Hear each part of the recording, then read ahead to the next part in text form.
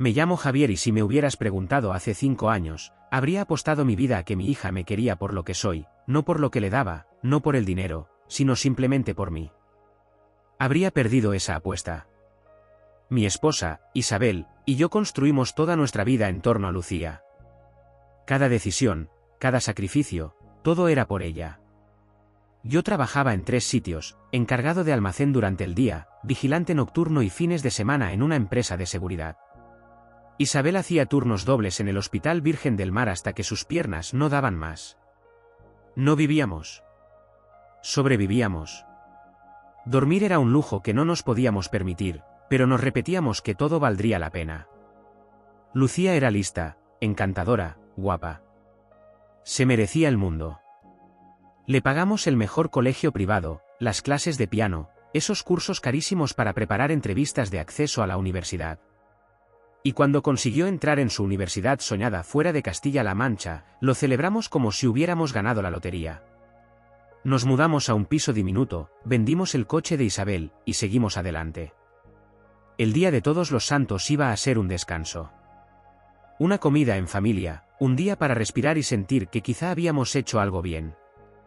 Estaban todos en casa, mi hermano, los padres de Isabel, un par de primos. Yo estaba a mitad de cortar el pavó cuando Lucía se levantó y dio golpecitos con la copa. Por un segundo, pensé que iba a dar las gracias. Me sentí orgulloso, con el cuchillo en mano como si fuera un padre de anuncio. Pero entonces, con toda naturalidad, soltó. Solo quería decir que es un poco vergonzoso lo pobres que son mis padres. Todos mis amigos tienen padres que son médicos, abogados, empresarios, y yo tengo que decir que el mío es vigilante de seguridad. Se rió. Y luego, como si fuera un chiste entre todos menos yo, dijo: Vamos, reíros. Es broma. Nadie rió. Todos bajaron la mirada a sus platos. Mi hermano se quedó con la boca abierta como si acabara de ver un accidente en cámara lenta. No dije una palabra. Solo terminé de cortar el pavó, me limpié las manos, fui hasta el perchero, cogí su abrigo y lo tiré por la puerta, al césped. Fue. Al principio pensó que era una broma. Sonrió, como si siguiera teniendo el control. Pero cuando vio la cara de Isabel, y que nadie la apoyaba, se desmoronó. Gritó que éramos unos fracasados, que yo daba pena, que le estaba arruinando la vida. Isabel lloraba. Mi hermano quiso intervenir, pero levanté la mano. No necesitaba que nadie me salvara. Lucía salió dando un portazo tan fuerte que una foto suya de pequeña se cayó de la estantería y se hizo añicos. Aquella noche, Isabel y yo nos sentamos en la cocina, con el pavó intacto. Tomamos una decisión que ningún padre quiere tomar, la cortamos completamente. Nada más de matrícula, alquiler, facturas, viajes en Uber, ni depósitos automáticos en su cuenta. Si tanta vergüenza le dábamos, que probara a sobrevivir sin nosotros. Al principio se sintió como una pequeña victoria. Como si por fin recuperara algo de dignidad después de dejar que nos pisoteara tanto tiempo. Pero en el fondo, incluso en ese primer instante de fría satisfacción, sabía que lo peor aún estaba por venir. Y sería más feo que todo lo que habíamos vivido antes. La primera semana después del Día de Todos los Santos fue inquietantemente tranquila. Isabel y yo íbamos a trabajar, volvíamos a casa, cenábamos, veíamos algo en la tele. Podrías pensar que estaríamos destrozados después de todo lo ocurrido, pero en realidad, fue casi pacífico. Sin llamadas urgentes. Sin cargos repentinos de 230 € para material de clase urgente o eventos de networking. Solo silencio. Lucía no llamó. Ni una sola vez. Al principio pensé que quizá estaba avergonzada. Que al final se daría cuenta, que pediría perdón, que nos abrazaríamos como en esas películas cursis de Navidad. Pero entonces mi hermano me mandó capturas de su Instagram. Allí estaba ella, de fiesta en un bar en la azotea, brindando con cócteles, sonriendo. Subtítulos tipo "Viviendo mi mejor vida", "Solo gente real" y esas tonterías vacías. Nuevos conjuntos, nuevos zapatos, la misma actitud. Isabel lloró al verlas. Yo solo me quedé quieto, intentando entender cómo demonios podía permitirse eso. Sabía perfectamente que su alquiler rondaba los 1.800 euros al mes, sin contar luz, comida ni los cócteles con nombres en inglés. La segunda semana llegaron las grietas. Primero fue un mensaje. Papá, mi tarjeta no funciona. ¿Puedes mirar si hay algún problema? No contesté. Luego otro. Creo que hay un problema con el pago del alquiler. El casero está muy pesado. Tampoco respondí. Al tercer día, finalmente llamó. El teléfono de Isabel parpadeó. Lucía. Durante un segundo, Isabel casi contesta. Pero le hice una seña. Habíamos acordado que nada más. Lucía dejó un mensaje de voz. Hablaba como si no hubiera pasado nada. Como si no nos hubiera humillado públicamente. Como si no nos hubiera llamado fracasados delante de toda la familia. Reconozco que fue difícil escuchar cómo la voz se le quebraba un poco al final. Como decía, os quiero con ese tono que busca compasión, como si esas palabras pudieran arreglarlo todo. El verdadero problema vino una semana más tarde. No nos enteramos por ella, claro. Demasiado orgullosa. Nos lo dijo Carlos, mi primo. Él conocía a alguien del edificio de Lucía. Nos contó que la habían echado por no pagar el alquiler. 2 meses de retraso. Parece que creyó que seguiríamos pagando aún después de aquel escándalo. Cuando eso no pasó, intentó convencer al casero, prometerle que pagaría pronto.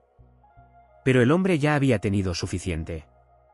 Sus cosas terminaron en bolsas de basura, tiradas en la acera. Y, así, la vida de lujos que Lucía tanto presumía se evaporó. Nada de fiestas en áticos. Nada de ropa de marca. Nada de amigos esperando para ayudarla. Es curioso cómo desaparecen todos cuando el viaje gratis se acaba. No tardó en aparecer en nuestra puerta. Parecía un reflejo de sí misma. Ojos rojos, el pelo hecho un desastre, sin maquillaje, con una mochila desgastada que probablemente llevaba todo lo que le quedaba. Estaba de pie en el porche, tiritando. Y dijo algo que jamás pensé que escucharía de ella.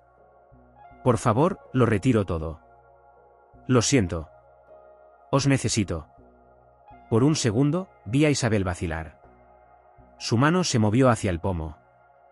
Pero yo me quedé quieto. No por rabia. Ni siquiera por orgullo. Era algo más frío. Más doloroso. Porque cuando descubres que tu propia hija solo te amaba cuando le eras útil, eso no se puede dessaber. Y la venganza, al final, acababa de empezar. No le cerré la puerta en la cara. No grité. No monté ninguna escena. Solo le dije, claro y sencillo, que debía buscar otro sitio donde quedarse. Por un segundo, no se movió. Como si pensara que estaba bromeando. Como si creyera que, si lloraba lo suficiente o suplicaba lo bastante, todo volvería a la normalidad. Pero cuando comprendió que no, bajó las escaleras con la mochila al hombro, encogida contra el frío.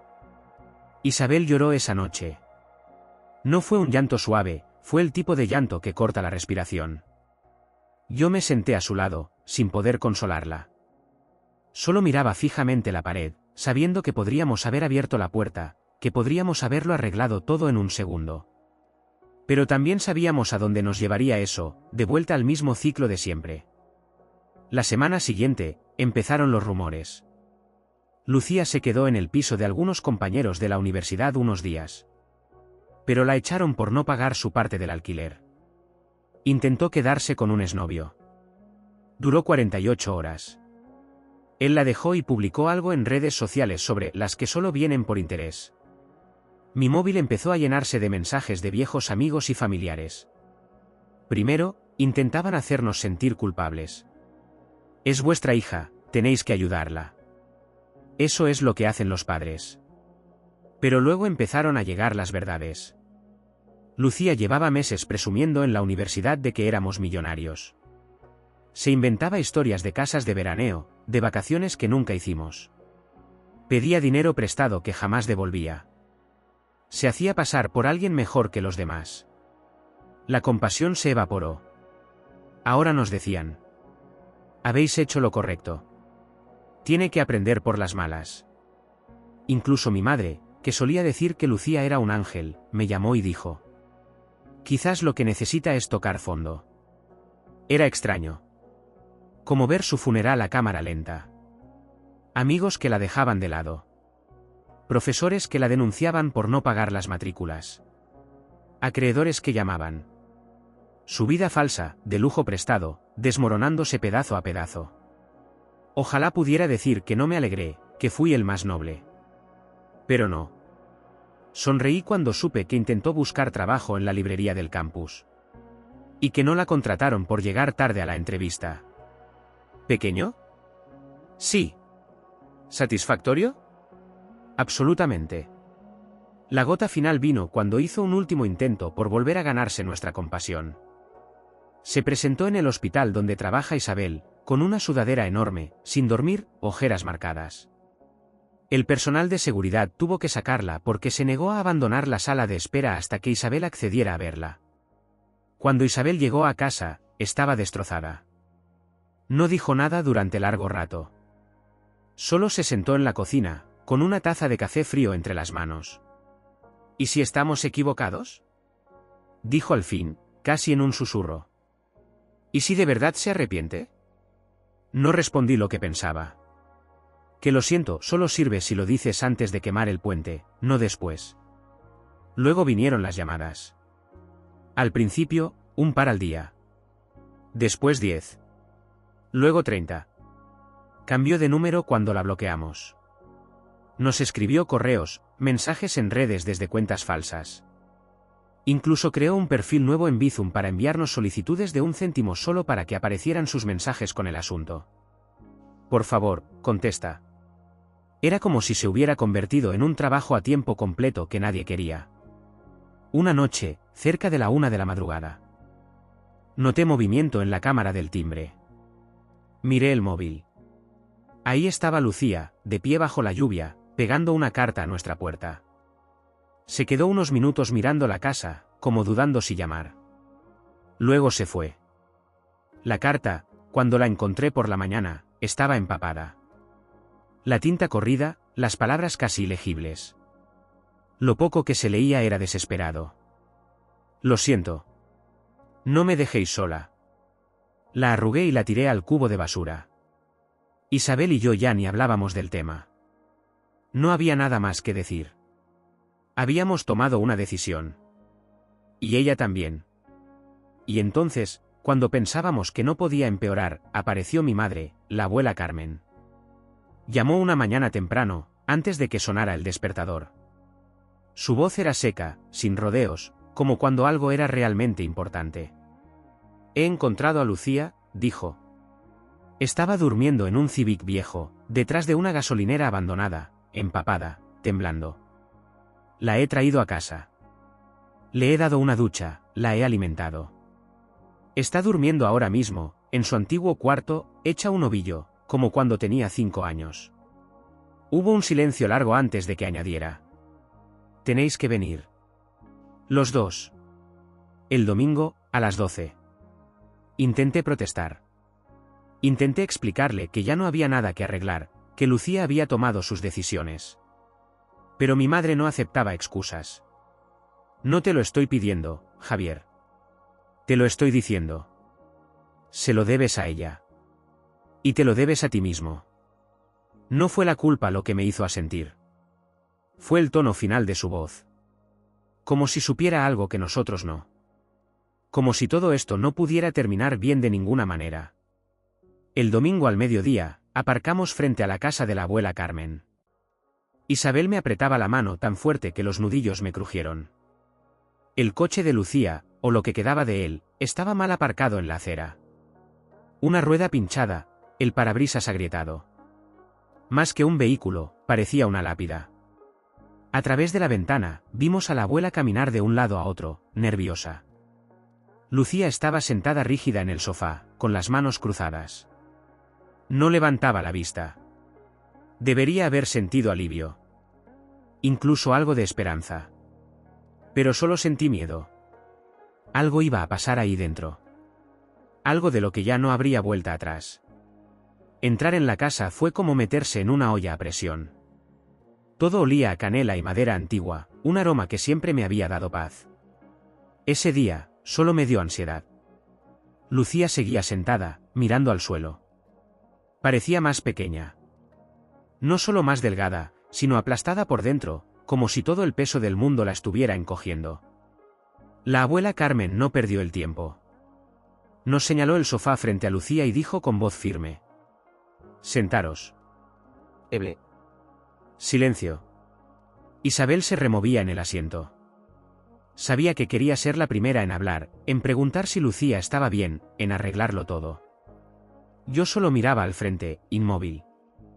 Finalmente, fue Lucía quien rompió el silencio. «Sé que lo arruiné», dijo con voz ronca. «Sé que os hice daño. Lo siento.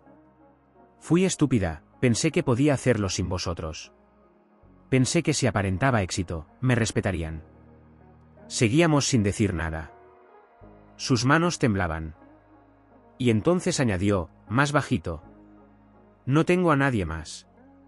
Sois todo lo que tengo». Debería haber sonado como una victoria. Como la disculpa que tanto esperábamos. Pero no. Sonaba a desesperación. A alguien golpeando una puerta cerrada. No porque amara lo que había dentro, sino porque temía lo que había fuera. Por fin, hablé. «Tú no querías a tus padres. Querías nuestro dinero, nuestros sacrificios, nuestro apoyo, pero a nosotros, no». Lucía negó con la cabeza. «Eso no es verdad». «Nos humillaste», dijo Isabel, con la voz temblorosa. «Te burlaste de nosotros delante de toda la familia». Estaba enfadada, fui idiota. «¿Lo decías en serio?», la interrumpí. «¿Lo pensabas de verdad? Porque eso es lo que somos para ti». Lucía levantó la mirada. Y por primera vez, vi que ya no era una niña. No era una adolescente confundida. Era una mujer adulta que había hecho sus elecciones. Feas elecciones. La abuela Carmen carraspeó. «Podéis perdonarla», dijo en voz baja. «Eso no significa olvidar. Ni volver atrás». Yo quería perdonarla. Dios sabe que sí. Pero no podía. No del todo. Me levanté. Isabel también. Se secó las lágrimas con la manga. «Siempre te querremos, Lucía», dije. «Pero hemos terminado de salvarte». Su rostro se hundió. Alargó la mano. Pero ya estábamos retrocediendo hacia la puerta. La abuela nos acompañó hasta el porche. No dijo nada. Solo abrazó a Isabel con fuerza, luego me tomó la mano entre las suyas. «A veces», dijo, «querer a alguien significa dejarle tocar fondo». Asentí. Aunque sentía el pecho como si se me rompiera por dentro. No miré atrás. Isabel lloró todo el camino de vuelta. Yo miraba la carretera. Sentía que había enterrado a mi hija, mientras aún respiraba. Después de aquella última visita, no supimos nada más de Lucía durante semanas. Pero el fondo, siempre tiene un sótano más. Los días se convirtieron en semanas, y Lucía seguía desaparecida. Sin llamadas. Sin mensajes. Sin golpes a la puerta a medianoche. Una parte de mí pensaba que se había marchado. Otra, más oscura, temía que no hubiera llegado tan lejos. Nunca se lo dije a Isabel, pero algunas noches me sorprendía mirando el móvil. Esperando una llamada de un número desconocido. De un hospital. De la policía. O lo peor, de una morgue. La llamada finalmente llegó. Era la abuela Carmen. Su voz era tensa, cortante. «Está en el hospital», dijo. «Tenéis que venir». Ya. Llegamos en menos de lo que habría creído posible. Isabel no dijo una palabra en todo el camino. Iba con las manos juntas sobre las piernas, en completo silencio. Lucía yacía en la cama, conectada a máquinas, pálida como el papel, llena de moretones. No por drogas. No por peleas. Por dormir en la calle. Por enfermar. Por no poder permitirse un médico. Su cuerpo colapsó por abandono básico. El doctor nos dijo que, de no ser por Carmen, no habría sobrevivido otra noche más. Me quedé congelado junto a la puerta. Isabel corrió a su lado. Yo no podía moverme. Esto no era lo que había imaginado. Esta no era la justicia que yo creía buscar. No era redención. Era ruina. Cuando despertó, miró la habitación durante largo rato. Y al vernos, no suplicó. No lloró. No dijo perdón. Solo murmuró. No espero que me perdonéis. Me golpeó más fuerte que cualquier grito. Nos quedamos horas en la sala. Sin discursos. Sin condiciones. Solo silencio. Y el pitido constante de las máquinas. En los días siguientes, descubrimos mucho más de lo que queríamos. Había perdido todo. No solo su piso. No solo a sus amigos. También la matrícula de la universidad. Las deudas de la universidad se amontonaban. Le habían retirado la inscripción sin previo aviso. Había notificaciones judiciales por impago de alquiler. Tarjetas de crédito abiertas a su nombre en direcciones que no reconocíamos. Había intentado buscar trabajo. Pero nadie quería contratar a una joven de 21 años, sin estudios, sin experiencia, con 2 años de caos detrás. El mundo no premia a quien quiere redimirse. Y menos cuando todo huele a ruina. Una noche, la abuela Carmen nos llamó aparte, en el aparcamiento del hospital. Se está escapando por las noches, nos dijo. Intenta vender cosas. Sus joyas, su ropa. Cualquier cosa que pueda cambiar por algo de dinero. No la creí, hasta que la vi con mis propios ojos. Una noche, en el patio del hospital, la vi discutiendo con un hombre que claramente se aprovechaba de su desesperación. Tenía en las manos un colgante dorado. Aquel que Isabel le había regalado cuando cumplió 16 años. No dije nada. Solo la observé desde las sombras. Y entonces lo supe. Lucía no estaba simplemente perdida. Se estaba ahogando. Y seguiríamos viéndola hundirse, a menos que alguien le obligara a nadar por su cuenta. Así que tomamos la decisión más dura de todas. La dejamos ir. No para siempre. No por rencor. Sino por completo. Pagamos su factura hospitalaria de forma anónima. Organizamos, mediante un conocido, que un refugio la aceptara al salir. Le dejamos una tarjeta prepagada con algo para comida. Y nada más. Nos fuimos sin despedirnos. Sin charla motivacional. Sin abrazo final. Solo una cama vacía. Y una nota. Todavía puedes construir algo. Pero tienes que construirlo tú.